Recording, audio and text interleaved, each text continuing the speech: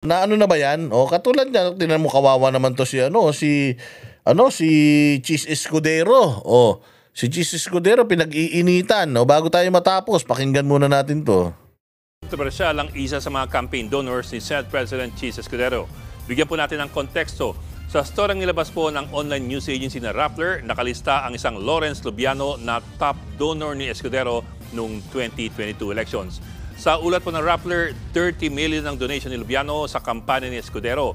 At si Lubiano po, presidente rin ng Centerways Construction and Development Incorporated na nagkaroon ng higit 5 bilyong pisong flood control projects mula 2021 hanggang 2024. Katunayan, sa nilabas na listahan noong Lunes ni Pangulong Bongbong Marcos na top flood control contractors, number 7 ang Centerways.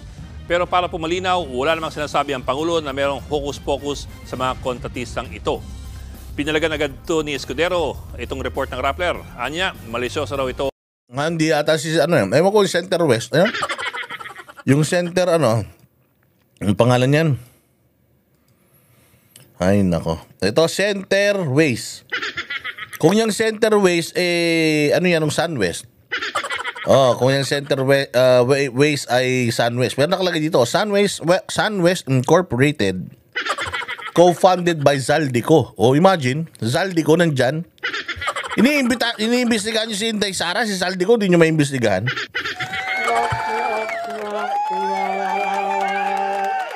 Yan, yung Alpha and Omega, St. Timothy Construction. Kay ano yan? Yun doon sa kalaban ni Vico. Diyan sa Pasig, nung nakaraan. Diyos ko po. Ayan na. Ito. Pinalagan agad ito ni Escudero itong report ng Rappler. Anya, malisyoso raw ito at ill-timed. At bakit daw ginagawang issue itong sa Centerways gayong 1% lamang daw ng kabuang flood control projects ang nakuha ng Centerways. Gayunpaman, inamin nga ni Escudero na kaibigan at kakilala niya ang nasabing kontratista. Pero ni minsan daw ay hindi siya nangialam sa mga flood control projects. Pero may isa pa pong importanteng bagay na kailangan pang banggitin na hindi po alam ng maraming tao. Ito po. Sa ilalim po ng Omnibus Election Code, mahigpit na pinagbabawal ang mga kontratista na mayroong proyekto sa gobyerno na magbigay ng anumang kontribusyon sa kampanya ng isang kandidato. Nasa list of banned donors po yan sa Omnibus Election Code. Nako po! Yari.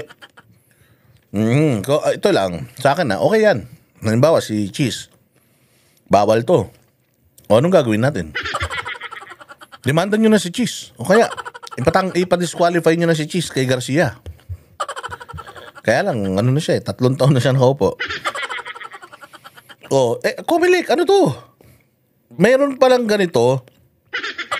Pero bakit? Bakit nakalusot? Bakit nakalusot si Cheese?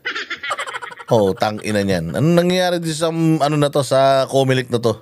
Sa Section 95C ng Batas Pambansa 881, yung Omnibus Election Code, ang sinumang may service or construction contract sa gobyerno pinagbabawalang magbigay ng campaign contribution directly or indirectly. Bakit? Dahil nga po sa issue ng posibleng conflict of interest. Kung ang kontratista ay magbigay ng malaking halaga sa kampanya ng isang kandidato, baka magkaroon siya ng malaking impluensya sa politika at makasungkit nga ng mas marami pang mga kontrata sa gobyerno. May katwiran naman po ang batas. So ang malaking tanong, bawal ba itong donasyon ni Lawrence Lubiano, ang presidente ng Centerways Construction sa... Talagang tinitira siya, Tinitira talaga si Cheese. Nyari ka na ngayon, Cheese. Kasi ikaw, kumampi ka daw sa mga Duterte. Ito na yung estado ng Pilipinas ngayon. Pinatatahimik nila yung mga sa tingin nila politically aligned sa mga Duterte. But huwag kayo mag-alala. Cheese, huwag ka mag-alala. Nasa likod mo ang taong bayan. Basta magtrabaho lang kayo ng tama. Hindi namin sinasabi na lagi na lang mga Duterte ang tama. Magtrabaho kayo ng tama. Kahit hindi tungkol sa mga Duterte, basta tungkol sa bayang Pilipinas, basta para sa bayang Pilipinas at para sa mga Pilipino, tandaan ninyo, hindi lang kami DDS. Kami ay pro-Philippines. So kung makakabuti sa Pilipinas yung mga desisyon ninyo, mga batas na ginagawa ninyo, tandaan ninyo, nasa likod nyo ang taong bayan. Nasa likod nyo ang mga DDS. Pero kapag kawatan kayo, mga magnanakaw kayo, ay tandaan ninyo. Oo. Lagi kayong mga nasa YouTube channels namin, Facebook pages namin. Mga pagmumukha ninyo magsasawa kayo kakatitig sa lahat ng kabulastugan yung i-expose natin sa mga accounts natin. O tatagan mo sarili mo, Cheese. Nagsimula na ang demolition job sa iyo. Oo, pero sigurado naman ako na mas magaling ka kaysa sa mga naninira sa iyo. Tingnan natin kung ano ang development nitong mga usapin na ito. Ayan. O, di ba? Maraming salamat mga bossing. Oo, tayo'y siyempre malapit na tayong lumayas, kaya medyo lalabas muna tayo at tayo'y magkakape-kape para ma-enjoy pa natin yung mga huling araw natin dito sa Europa. Mabuhay kayo. God bless us all and God bless the Philippines. You're amazing. See you again and next vlog. Oy, like, share, and subscribe ha. Maraming salamat po. Kami ang boses ng masa, hindi natatakot. Katotohanan lang, di kami nalulunod.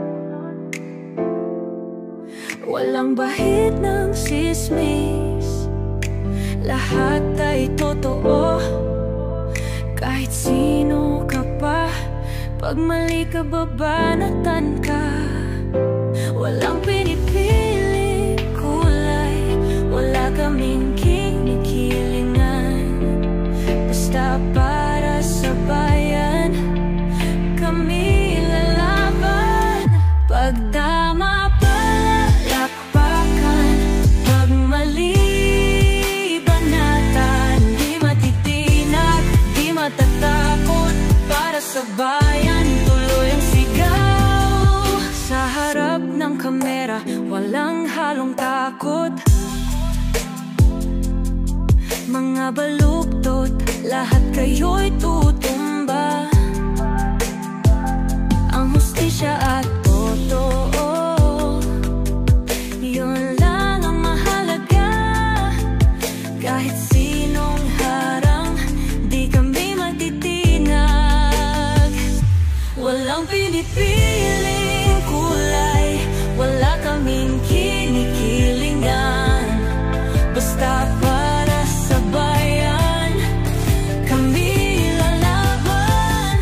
Pag tama palakpakan, pag mali banatan. Di matitinag, di matatakot, para sa bayan tuloy ang sigaw.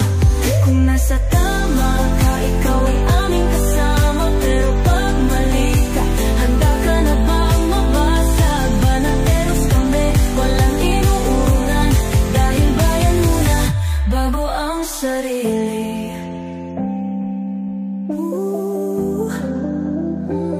Bago ang sarili.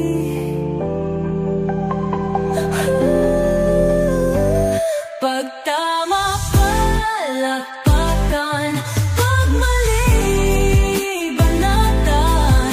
Banateros ang sigaw, katotohanan ang laban.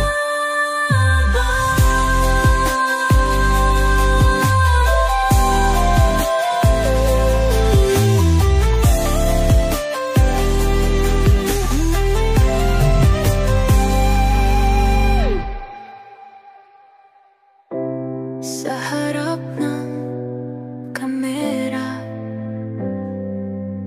walang halong